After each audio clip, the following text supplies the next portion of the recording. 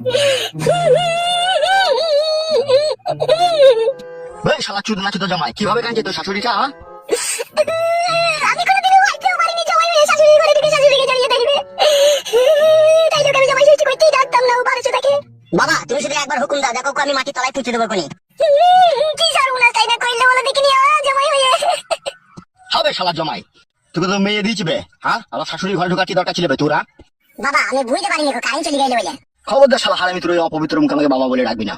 বাড়া বলছি অন্যায় হয়ে গেছে, ভুলে ঢুকে পড়েছি। ওইগুলো ভুল নাই গো, তুমি জেনে শুনে ঢুকেছো, তোমাকে আমি জানি তুমি আমার দিকে কোন নজরে কোন মতলবে তাকাও। বাবা অন্যায় তো মানুষ একবার করে ফেলে থাকে, কি ক্ষমা করা যায় না নাকি?